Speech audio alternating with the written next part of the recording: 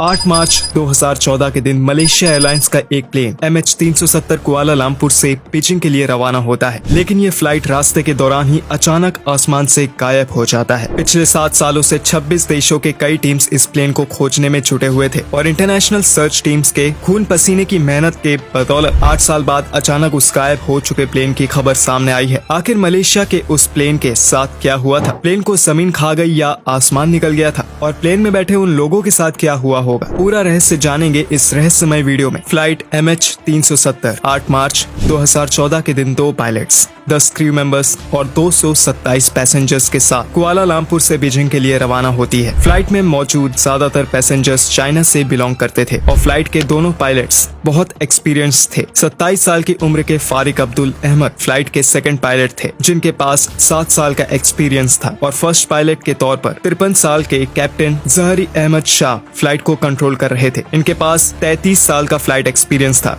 जो कि एक बहुत बड़ी बात है। हैरान करने वाली बात यह है कि MH370 बोइंग 717 का 11 साल पुराना एयरक्राफ्ट था और इसमें किसी भी तरह का कोई भी टेक्निकल, इलेक्ट्रिकल, हार्डवेयर या सॉफ्टवेयर इशू नहीं था। यानी कि ये फ्लाइट एक नॉर्मल फ्लाइट थी और कोई ये सोच भी नहीं सकता था कि मलेशिया और चाइना के बीच सफर करने वाला ये फ्लाइट हमेशा के लिए अचानक रहस्यमय तरीके से गायब होने वाला है। इस फ्लाइट को मलेशिया से चाइना या चाइना से मलेशिया जाने में 5 घंटे 34 मिनट का समय लगता था, लेकिन टेक ऑफ से पहले जानबूझकर इस फ्लाइट के अंदर 48,100 kg फ्यूल डाला गया, जो जरूरत से कई ज्यादा था। इतने फ्यूल से फ्लाइट 8 घंटे तक उड़ सकता था। फ्लाइट में एक्स्ट्रा फ्यूल इसलिए डाला गया ताकि अगर फ्लाइट बैड वेदर कंडीशन की वजह से कहीं फंस जाए, तब भी इसमें अपने डेस्टिनेशन तक पहुंचने के लिए काफी फ्यूल बचा रहे। फ्लाइट को टेक ऑफ के लिए अभी लगभग 40 ही मिनट हुए थे कि फ्लाइट का सभी ATC यानी कि एयर ट्रैफिक कंट्रोल से संपर्क टूट गया। ऐसा पहली बार नहीं हुआ था कि किसी फ्लाइट का ATC से कांटेक्ट टूटा हो, लेकिन ऐसा पहली बार हुआ था कि लगातार 5 घंटे तक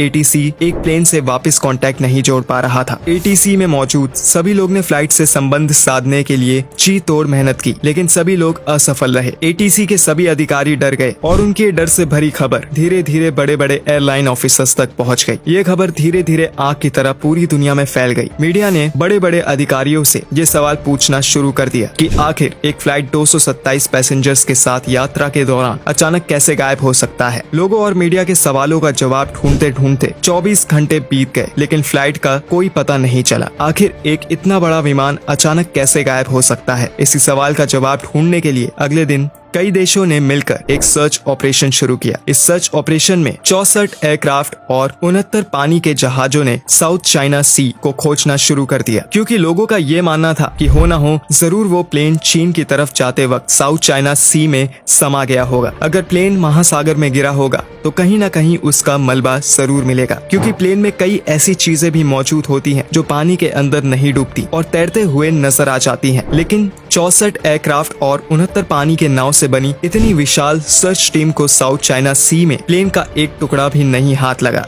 जिसने पूरी दुनिया को हैरान कर दिया। क्योंकि पहले तो प्लेन गायब हो गया और फिर इतने बड़े सर्च टीम को प्लेन जैसे विशाल चीज का मलबा तक नहीं मिला। इतना सब होने के बाद जब प्लेन के रूट को एक बार चेक किया गया, तब पता चला कि फ्लाइट ने चाइना की ओर जाते वक्त अचानक एक शार्प यू टर्न लिया था और लास्ट टाइम प्लेन को इंडियन ओशन यानी कि हिंद महासागर के ऊपर उड़ते हुए डिटेक्ट किया गया था। इसके बारे में पता चलते ही जो इंटरनेशनल सर्च टीम फ्लाइट को साउथ चाइना सी और गल्फ ऑफ थाईलैंड में खोज रही थी, अब उस टीम ने फ्लाइट को इंडियन ओशन में खोजना शुरू किया। लेकिन यहाँ पर भी एक बार फिर प्लेन का कोई अता पता नहीं चला। लेकिन इस घटना के कुछ दिनों बाद सर्च टीम के हाथों एक ऐसी जानकारी लगी जिसने पूरी की पूरी सिचुएशन को ही बदल के रख दिया। दरअसल ये पता चला कि बेशक फ्लाइट को अंतिम बार रात 2:22 पर इंडियन ओशन में मिलिट्री रेडार से डिटेक्ट किया गया था, लेकिन एक सैटेलाइट ऐसी थी जिसने इसके बाद भी फ्लाइट के साथ लगातार कांटेक्ट बना के रखा था। उस सैटेलाइट की मदद से ये पता चला कि मिलिट्री रेडार से बाहर निकलने के बाद फ्लाइट ने वापस एक टर्न लिया और अगले 5 घंटों तक इंडियन ओशन के ऊपर इसी डायरेक्शन में उड़ता रहा। अगले दिन सुबह 8:19 पर आखिरकार प्लेन ने सैटेलाइट से कांटेक्ट बनाया और इसके बाद प्लेन पूरी तरह से किसी भी रेडार या सैटेलाइट के कांटेक्ट से दूर हो गया। फ्लाइट ने जब सैटेलाइट से अपना अंतिम कनेक्शन तोड़ा, तब उसकी लोकेशन इंडियन ओशन में ऑस्ट्रेलिया कॉन्टिनेंट से ठीक 2000 किलोमीटर वेस्ट में इस अंदाजन कर्व्ड एरिया में थी। एक्सपर्ट्स के मुताबिक लगभग 8 घंटे उड़ान भरने के बाद यहाँ पर प्लेन का फ्यूल खत्म हो गया होगा और प्लेन इंडियन ओशन में समा गई होगी। इसके बाद इंडियन ओशन के इस कर्व्ड एरिया में एक डीप सी सर्च मिशन शुरू किया गया था। लगातार 3 सालों तक यहाँ प्लेन को खोजने की कोशिश की गई, लेकिन यहाँ भी प्लेन का कुछ अता पता नहीं चला। इस रहस्यमय प्लेन को ढूंढने में पिछले कई सालों में करोड़ों अरबों रुपए का खर्च हुआ, जिसमें 26 देशों के हजारों लोग और उनके संसाधन लगे हुए थे, लेकिन फिर भी ये फ्लाइट किसी के हाथ नहीं लगा। जिसके बाद जनवरी 2017 में ऑफिशियली इस प्लेन के खोज को ये कहकर बंद कर दिया गया कि MH370 को ढूंढना नामुमकिन है। आखिर उस रात फ्लाइट के साथ क्या हुआ, ये अभी तक